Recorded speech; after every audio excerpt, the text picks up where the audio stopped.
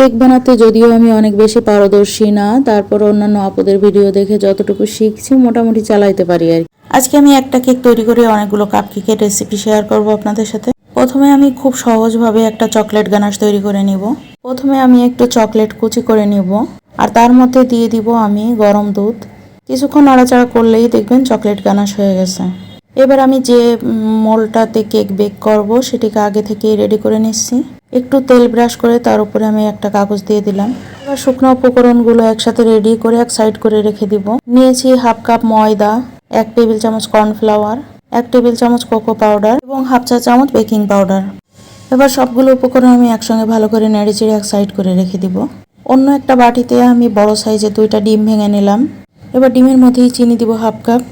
এবার চিনিটা গলে না যাওয়া পর্যন্ত আমি একটা ইলেকট্রিক বিটার দিয়ে বিট করতে থাকব। কারো কাছে ইলেকট্রিক বিটার না থাকলে আপনারা এই কাজটা হ্যান্ড উইক্স দিয়েও করতে পারবেন। কয়েক মিনিট বিট করার পর চিনি অনেকটা গলে গেছে এবং কিছুটা ফোমি ভাব চলে আসছে। ঠিক এই পর্যায়ে আমি এর মধ্যে হাফ চা চামচের মতো চকলেট এসেন্স দিয়ে দিলাম। তারপর আমি আরও কিছু সময়ের জন্য একটু বিট করে নেব। ভিডিও দেখে হয়তো বা আপনারা বুঝতে পারছেন ঠিক কোন পর্যায়ে বিট করা অফ করে দেব। এর থেকে বেশি বিট করা যাবে না। এবার আমি শুকনো উপকরণগুলো মিলিয়ে নেব। তবে শুকনো উপকরণগুলো মেলানোর আগে অবশ্যই একটা চালনি দিয়ে চেলে নিতে হবে। আমি সবগুলো একসঙ্গে মেশাবো না। প্রথমে অর্ধেকটা চালনি দিয়ে চেলে তারপর একদম আলতো হাতে এটাকে মিশিয়ে নেব।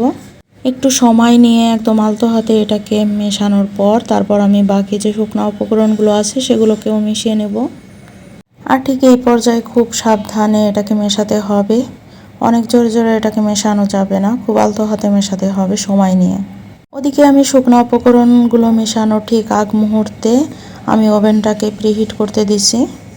170 ডিগ্রি সেলসিয়াসে ওভেনটাকে 10 মিনিটের জন্য প্রিহিট করতে দিয়ে আসছি। এবার ভালো করে মেশানো হয়েছে কিনা এটা দেখার জন্য একটা স্প্যাচুলা দিয়ে ভালো করে নেড়ে চেড়ে নিলাম। এবার আমি মোল্ডের ভিতর সবটুকুই নিয়ে নেব। একটু উপর থেকে ধরে আমি তারপর ঢেলে নেব, তাহলে ভিতরে যদি কোনো অতিরিক্ত বাবলস থাকে সেগুলো নষ্ট হয়ে যাবে। ওদিকে ওভেনটা প্রিহিট হয়ে গেছে। এবার আমি ওভেনের মধ্যে মোলটাকে দিয়ে দিব। আর 170 ডিগ্রি সেলসিয়াসে আমি এটাকে 20 থেকে 25 মিনিটের জন্য বেক করে নেব। আলহামদুলিল্লাহ 20 মিনিট পরই দেখলাম কেকটা ফুলে একদম ডাবল হয়ে গেছে। কেকটাকে নামিয়ে আমি ঠান্ডা করতে দিব, আর এরই ফাঁকে আমি কেকের ক্রিমটা তৈরি করে নিব। একটা বাটিতে আমি 1 কাপ হুইপড ক্রিম দিয়ে দিলাম। হুইপড ক্রিমটা অবশ্যই ফ্রিজের হতে হবে। স্পিড 1-এ রেখে আমি 2 মিনিটের মতো হুইপড ক্রিমটাকে বিট করে নিব। একটা স্প্যাচুলা দিয়ে একটু নেড়ে চেড়ে চারপাশ থেকে নিয়ে মিলিয়ে দিব, যাতে সবগুলো ক্রিম সমানভাবে বিট হয়। তারপর আমি বিটাটাকে চালু করে আবারও কয়েক মিনিটের জন্য একটু বিট করে নিব। আবারও আমি স্প্যাচুলা দিয়ে সবগুলো ক্রিমকে নেড়ে চেড়ে একসঙ্গে করে নিলাম। এবার হাই স্পিডে আমি 2 থেকে 3 মিনিটের জন্য একটু বিট করে নিব।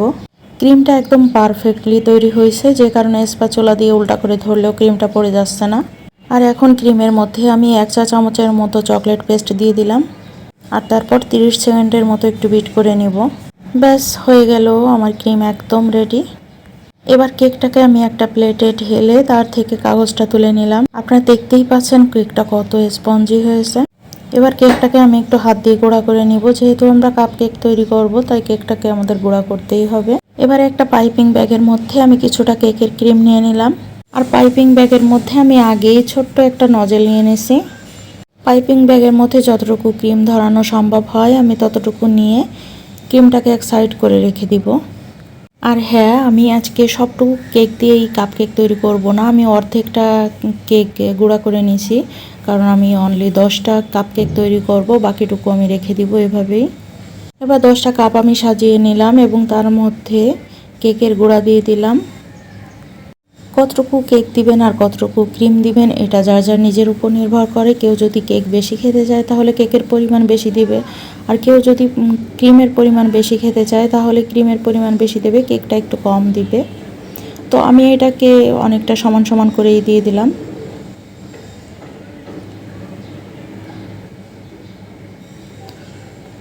সবগুলো কেকের উপরই আমার ক্রিম দেওয়া হয়ে গেছে। এবার আমি যে চকলেট গানাশটা আগে থেকে তৈরি করে রেখেছিলাম সেই গানাশটা থেকে আমি সামান্য গানাশ প্রত্যেকটা কেকের উপরে দিয়ে দিলাম এবং তার উপরে আমি আরও একটা কেকের লেয়ার দিয়ে দিয়েছি। তার উপরে সুগার সিরাপ করে আমি আবারও ক্রিমটাকে দিয়ে দিলাম। সম্পূর্ণ কেকের উপর ক্রিম দেওয়ার পর আমি কিছুটা চকলেট গানাশ দিয়ে সবগুলোকে একটু সাজিয়ে নিলাম। তারপরই ব্যাস হয়ে গেছে আমাদের কাপ কেকগুলো একদম রেডি। এবার কেকগুলোকে 3-4 ঘন্টার জন্য নর্মাল ফ্রিজে রেখে তারপর পরিবেশন করুন।